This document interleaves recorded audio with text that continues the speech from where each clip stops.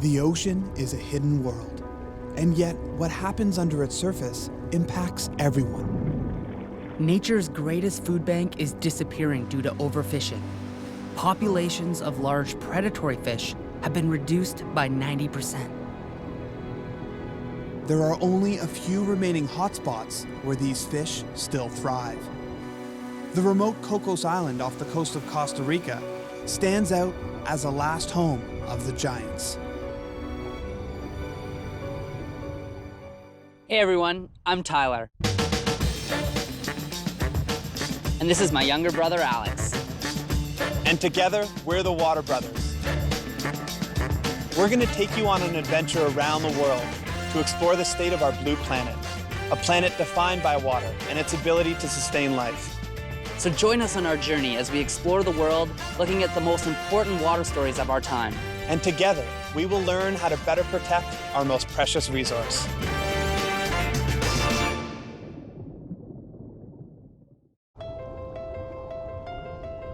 Millions of years of isolation have made Cocos Island unique for the sheer abundance and diversity of marine life that is attracted to its waters.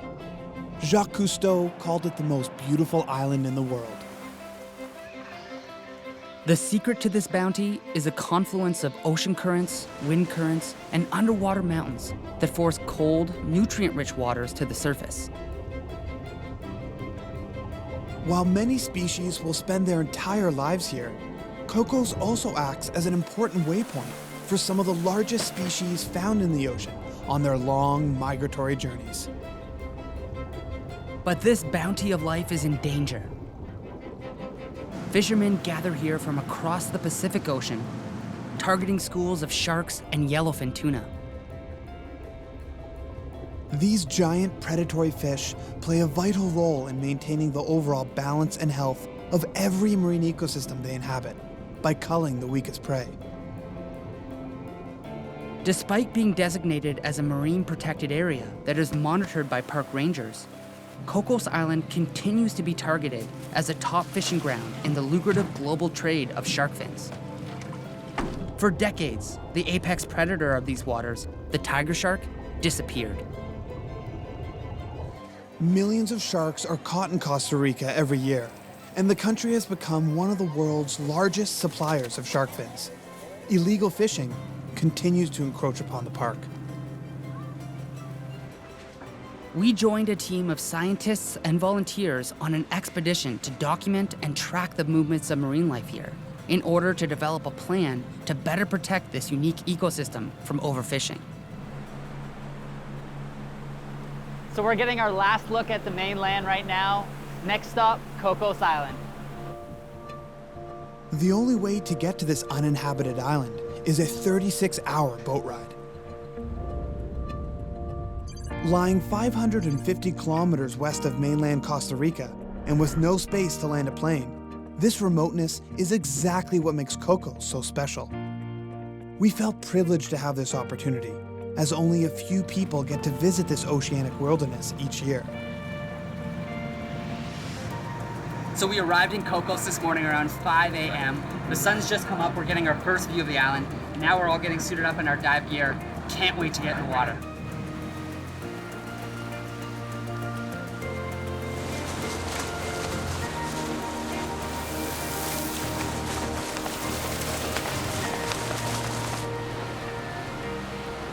Ready, my friend? 1, 2, 3.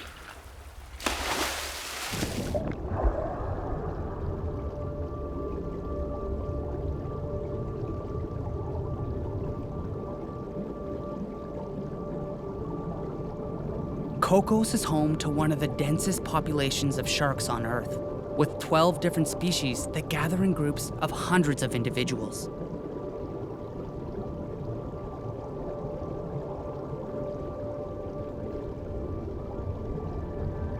The island supports an incredible diversity of life for creatures both big and small. But it is the sheer numbers of animals and endless schools of fish that set this place apart.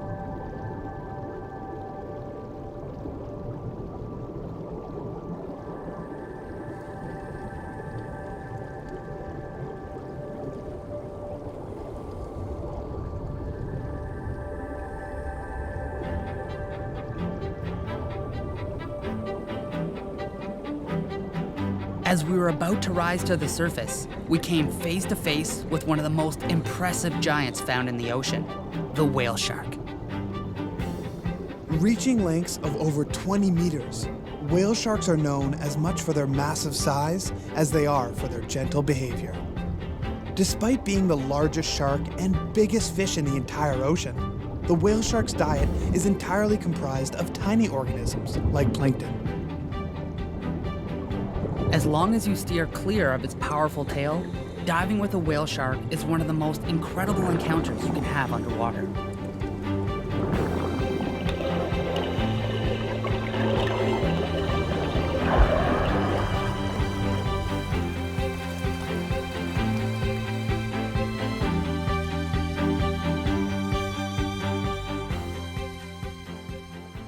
So Boris, your first time to Cocos, what are your impressions so far? I'm blown away. This is a very special place, and it's for me it's bittersweet in a way because I love what I see here. You see a halfway intact ecosystem, lots of big predators. This is the way a lot of the world used to be, but it's not anymore. You have to travel very far now to places that are specifically protected to have that sight, to see that many large fish. So that makes me sad in a way because I've never seen any other place like this. And it's only because it has been protected as a national park, also because it's far away. It has had some level of protection for a long time, and that's the only reason why we still see life in such abundance here. And this is providing us with an opportunity to study and to understand what the consequences are of having these predators in the systems or not having them in the system. The large concentration of sharks here helps change perspectives of these misunderstood creatures. Having shark-infested waters is actually a good thing. A lot of marine habitats or communities are driven by their top predators. So as the top predator, the shark really is kind of an indicator of health of the ecosystem. So you won't find many sick, slow, lethargic fish around. They're not going to get a chance to reproduce because the shark's going to have them. Multiple shark species can be seen on every dive, but it's the scalloped hammerhead that is the highlight of every trip to Cocos. Galapagos, Cocos, and Malpelo are three oceanic islands in this region called the Eastern Tropical Pacific. And we kind of call it the golden triangle of hammerheads. One of the things that makes filming hammerheads at Cocos so tough, besides the strong currents, is the fact that they really don't like scuba divers. The bubbles and the noise from the scuba tanks really scare them away, so it's really tough to get close to them. So what Alex and I thought might be a good idea is to attach one of our GoPro cameras to a scuba weight and leave it down at one of the dive sites and see what all the activity is like when there's no scuba divers around, when there's no bubbles to scare all the sharks away.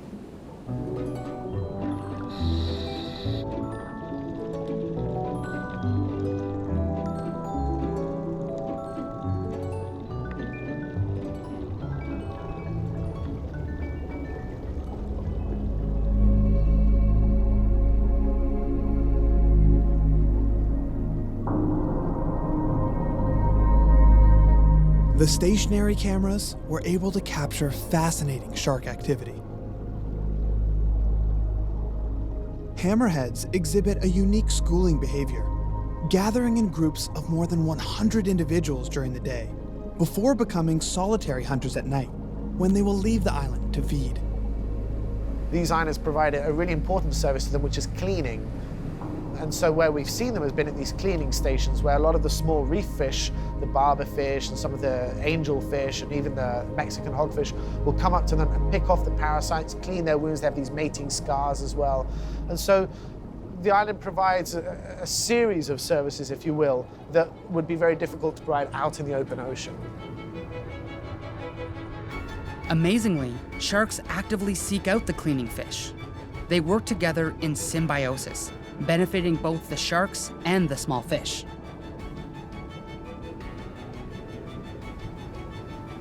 I think hammerheads are unique in the entire animal kingdom. I mean, there's nothing like that head. Have you ever seen a head like that in the insect kingdom or anywhere else? They truly are amazing. Sharks have perhaps slightly different ways of detecting things than we do. They have electroreceptors, and the hammerhead's head, which is so elongated, has the highest concentration, I think, of any other shark species. And that makes them really good at homing in and detecting their prey, such as maybe rays or in the open ocean, a squid. So they can really, almost like a metal detector, I guess. You know, they can really home in there with that wide head. Sharks have roamed the oceans for over 400 million years. They have outlived the dinosaurs and survived 5 planet-wide mass extinctions. But nothing could have prepared sharks to deal with the newest and most efficient marine predator that has ever existed: humans. The major threat is overfishing, and it comes in a variety of forms. So there are target fisheries for sharks. Sharks are also often caught as bycatch in other fisheries. Sharks and tuna are targeted using a technique called surface longlining. Long lines, of course, are, as the name suggests, they use a very long line. It's a monofilament line that can be up to, if it's a Costa Rican boat, 20 miles long, 800 to 1,000 hooks. If it's a foreign Taiwanese boat, a 150-mile line with 5,000 hooks. Surface longlining is very effective at catching fish. But because the lines float near the surface, they create huge amounts of bycatch and unintentionally kill countless numbers of fish, seabirds, and sea turtles that are simply discarded. When you think that there's at least 2,500 of these boats in the eastern tropical Pacific setting 150-mile lines back and forth, back to back, and these boats are out for months at a time, it's literally like crisscrossed with all these lines. It's almost impossible for a turtle to swim and not encounter one of these lines. We estimate that the Costa Rican fleet is catching anywhere from 100 to 200,000 turtles a year on these longline boats. Longliners were initially attracted to Cocos in search of tuna. But recently, it's not just tuna they're after. Increasingly, there's this demand for fins. And so there's this insidious practice called shark finning, where they're caught, the fins are cut off, and the body's just discarded overboard, which is wasteful as well as rather cruel. Shark finning was largely unknown to the public for decades until Randall Arouse, the biologist leading our expedition, helped bring the issue to international attention. Randall convinced a cook on board a fishing vessel to attain video evidence that fishing boats were catching turtles on their lines as bycatch. What he saw would change his life forever. We stumbled upon the shark finning issue. Back then in the 90s, I didn't know anything about sharks, and when this friend of mine came back from this very first trip and he brought all this evidence, at the very end of the video comes the famous blue shark getting finned, and this was one of the first video evidence of shark finning. And here comes this blue shark, they drag it up on the boat, they hack off the fins, they throw the shark back into the water, and the first time I saw this, I was just stunned. I didn't know what was going on. Of course, it didn't take very long. We did a little internet search. We found out that's called shark finning. It's for the Asian shark fin soup market. Shark fin soup has been consumed for nearly 1,000 years, dating back to China's Ming Dynasty, when emperors would serve the dish to guests as a sign of power and respect. It did not gain wide popularity until the 20th century, when a new middle class could afford a delicacy that was once reserved for the most privileged. A bowl of shark fin soup can easily cost $100, but still remains a staple dish at weddings and banquets in Chinese communities around the world. I find finning particularly objectionable, not only for the fact that it's wasteful, but it serves no purpose. There's no nutritional value from shark fin soup. It's purely a status symbol. While the demand for shark fin soup in China has declined by over 40% in the past few years, experts are concerned that this decline is still not happening fast enough to ensure the survival of numerous shark species. So how many sharks are we losing per year? We've calculated that we're losing at least 100 million sharks a year. That's 11,000 sharks every hour, day and night, 365 days a year. It's a lot of animals. It equates to an exploitation rate of about 6 to 8% of the total number of sharks that there is every year. And that may not sound like much, but the problem with sharks is that they're reproducing very slowly, they're growing very slowly, they're maturing very late in their life, much like us. And so they're very vulnerable to fishing. They can sustain, on average, about 4% exploitation rate. So we're consistently exceeding the exploitation rate, and that's what's driving them down. For centuries, shark finning had a much smaller impact. But today, there are simply not enough sharks in the ocean reproducing fast enough to meet this unprecedented global demand. Fundamentally, we don't know what the consequences are of losing sharks. One reason for that is that all ecosystems in the ocean have evolved with sharks in them. That means everything we see has evolved with sharks in it and has adapted to that. When we take sharks out, we can bet that there's large consequences. The impacts of rapid shark depletion cascade down the entire food web. The best documented example of this effect occurred along the US Atlantic seaboard in the 1990s. Sharks were being wiped out for their fins, so in turn, the population of their main prey, the cow-nosed ray, exploded. The rays then ate most of the scallops and clams at the bottom of the food chain. As a result, a local scallop fishery, once worth over $100 million, was destroyed. The entire food chain was thrown out of balance, and it all started when too many sharks were killed.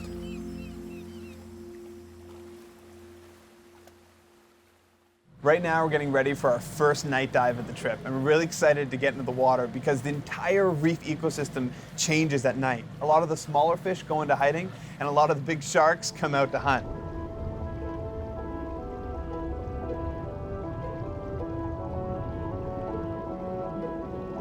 As soon as we turned our lights towards the reef, packs of white-tip reef sharks appeared.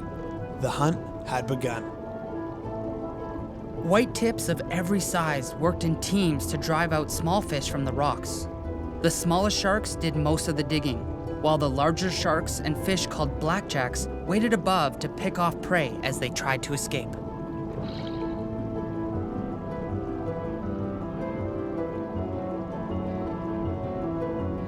The commotion of the hunt also attracted a pair of 2-meter-long Galapagos sharks, which seemed almost blinded by our lights.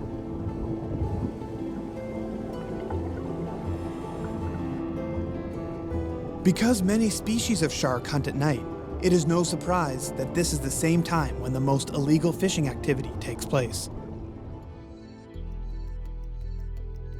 Despite the establishment of a 12-mile no-fishing zone around Cocos Island, shark fins and tuna have become so profitable that many fishermen continue to operate within the protected waters, regardless of the threat of fines and confiscation of fishing gear by park rangers like Isaac Chinchilla. Ellos acostumbran incursionar un poco al amparo de la noche, al amparo de las horas de la madrugada que tenemos pues supuestamente la guardia baja, incursionar sin luces. Fishermen have developed several strategies to evade park rangers. Their long lines are set with camouflage buoys with only a couple hundred hooks, and the lines float along in the current. Once the lines drift back outside the park boundaries, fishermen can simply reel them in without fear of being caught. Si nosotros encontramos esos equipos en una de nuestras operaciones, nadie se hace responsable. Dejan el equipo, si lo pierden, es un equipo pequeño, 200 anzuelos, no perdieron mucho. Pero si no lo pierden porque no lo encontramos, porque les funcionó su plan, es muy posible que ellos hayan capturado tal vez 3, 4 atunes o mucho más atunes, algunos tiburones u otras especies, que es un buen capital, que probablemente les resulta que con uno de esos atunes podrían pagar lo que valía todo el equipo. It's a risk fishermen are willing to take because the criminal punishments are not severe, and the value of their catch will always be worth more than the cost of losing fishing gear. Illegal fishing gear is piling up on the island. Thousands of hooks are confiscated each month. So we're just at the Cocos Island Ranger Station, and this is the room where they store all the confiscated fishing line. And what's in this room, we're told, represents less than a year of confiscated fishing line. I can only imagine it's hundreds and hundreds and hundreds of kilometers of line. So much fishing gear is collected every year that the rangers have repurposed the fishing lines and buoys in many ways, including to make this bridge.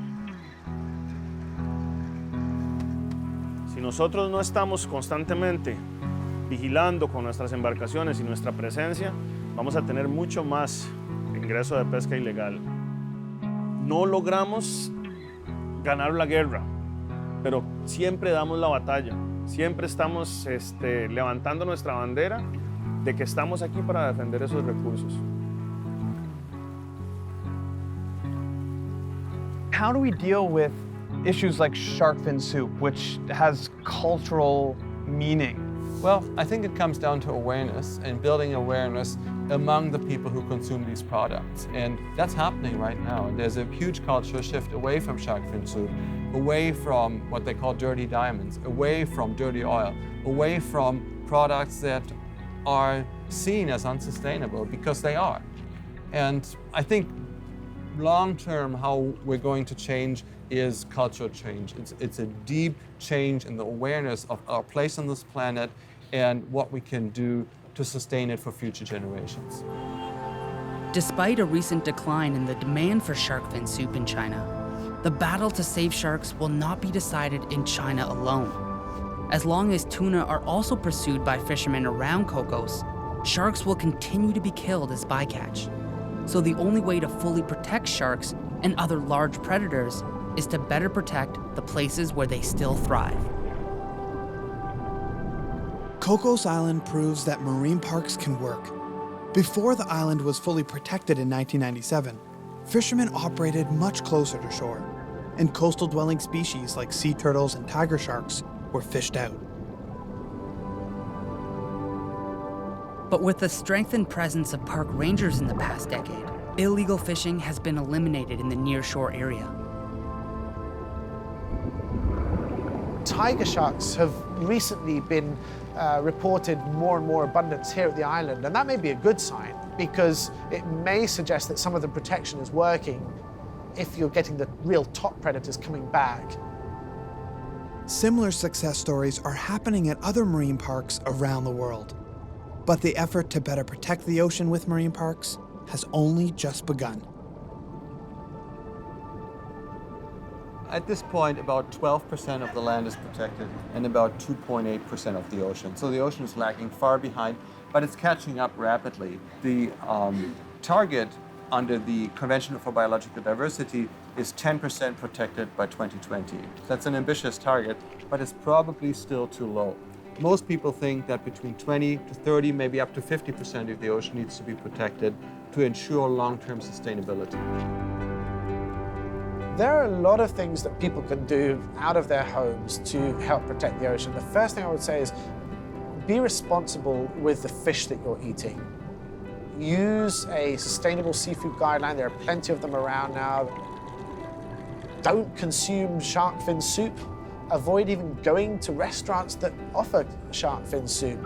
Support any bills that help to protect sharks, that create marine reserves, and create a fuss when people who do cross the line get away with it. Unfortunately, we see it happen too often. And learn to dive and come and see them, because really, you know, and I have to stress this, it is one of the few opportunities in life that you'll get to be up close to a top predator. And that is a feeling that not many people get to experience.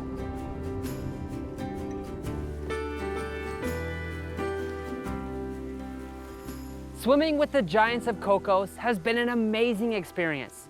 But it's unfortunate to think that this is one of the few places left on Earth where you can still see so many large species together in the same place. Almost all of the large fish and sea turtles in the ocean are gone, and we must act now to protect what is left. This not only means creating more marine reserves, but also ensuring that the places that are already protected have the resources to actually enforce conservation efforts. We can't expect to monitor and protect the entire ocean, but we can accomplish a lot by focusing on select hotspots.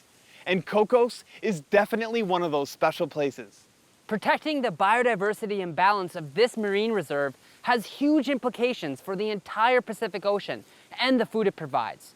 No matter where we live, creating marine reserves with strong fishing regulations and enforcement is vital for us all.